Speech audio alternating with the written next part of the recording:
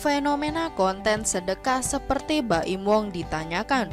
Ustadz Abdul Somad jawab begini, adanya konten-konten YouTube berupa sedekah seperti yang dilakukan Baim Wong dan Paula Verhoeven mendapat sorotan dari Ustadz Abdul Somad. Walaupun saat sedekah memberikan uang, Baim Wong kerap menyamar. Kemudian aksi ayah Keanu Tiger Wong itu kerap ditampilkan di konten YouTube Baim Paula. Nah, sejumlah netizen ada yang menganggap perbuatan Baim Wong ini termasuk ria atau pamer. Namun banyak juga yang menyebut aksi suami Paula Verhoeven ini sebagai bahan pembelajaran. Masih membuat penasaran, sehingga ada salah seorang netizen bertanya langsung pada Ustadz Abdul Somad di sebuah pengajian virtual.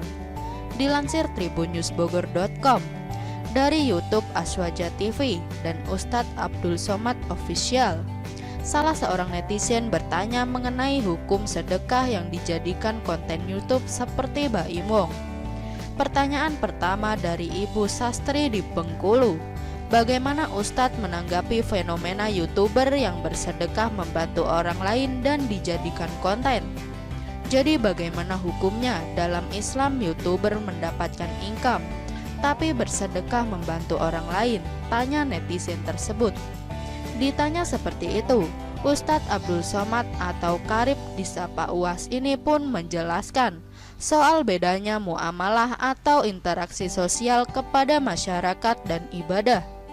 Interaksi sosial kepada masyarakat dalam Islam dijelaskan oleh Ustadz Abdul Somad ini hukumnya adalah boleh. Hukum dasar muamalah dalam Islam beda dengan hukum ibadah.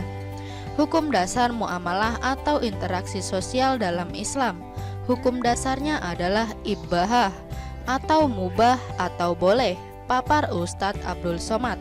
Akan tetapi, aksi tersebut bisa dikatakan haram jika ada unsur penipuan. Sang Ustadz pun memberikan contoh soal penipuan dalam hal konten YouTube. Kapan dia menjadi haram? Yakni ketika ada unsur yang menyebabkan dia jatuh pada haram. Misalnya ada unsur tipunya. Misalnya dibuat konten menolong orang, dikumpulkan uang orang banyak, tidak ada transparansi, kita tidak tahu uang itu pergi kemana, tutur Ustadz Abdul Somad. Bahkan Ustadz Abdul Somad pun menyinggung soal undang-undang di negara Indonesia. Soal ketentuan yang bisa mengelola uang masyarakat itu adalah lembaga yang sudah dapat izin. Di Indonesia ada undang-undang yang bisa mengelola uang masyarakat itu adalah lembaga yang diizinkan pemerintah. Maka kalau ada seseorang yang mengelola uang masyarakat sendiri, maka dia bisa dijatuhi hukuman. Oleh karena itu, kalau tidak ada dasar hukum secara negara, tidak pula ada dasar hukum agama, melanggar hukum syariat Islam, maka dia jatuh pada haram, papar UAS.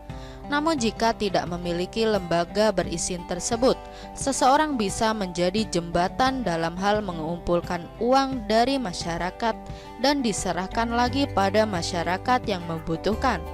Adapun orang yang mengumpulkan uang masyarakat, belas kasihan masyarakat, lalu kemudian dia serahkan, dia hanya sekadar pengumpul, menjadi jembatan, tegas UAS lagi.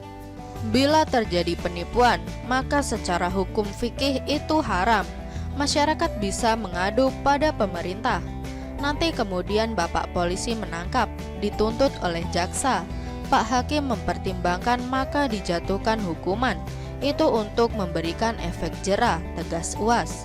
Namun bila tak ada unsur penipuan, maka sebaiknya umat Islam menjadikannya sebagai motivasi diri untuk lebih banyak sedekah. Tapi kalau tidak penipuan, maka ini motivasi kepada kita bagi umat, tutur Ustadz Abdul Somad. Kemudian Ustadz Abdul Somad pun menyindir soal YouTuber yang dalam kontennya tak punya pesan akhlak. Apalagi YouTuber yang isinya sampah, tidak ada pesan akhlak, tapi banyak follower, penonton. Dia tidak tahu apa yang dicari sebenarnya, sindir Ustadz Abdul Somad. Lantas Ustadz Abdul Somad pun menyebut harus mendukung YouTuber yang isinya membantu masyarakat yang membutuhkan. Pasalnya Ustadz Abdul Somad menyebutkan adanya perintah dalam Al-Quran soal tolong-menolong dalam kebaikan. Tapi kalau ada YouTuber yang baik, isinya membantu masyarakat, kemudian tidak ada unsur tipu, tidak ada unsur menganiaya orang lain, di dalamnya ada unsur ta'awun tolong-menolong, harus didukung. Karena dalam Al-Quran ada kalimat ta'awanu alal birri wat taqwa wala ta'awanu alal ismi wal udwan.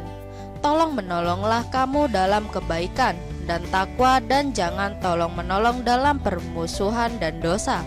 Demikian wallahu a'lam, tandas Ustadz Abdul Somad.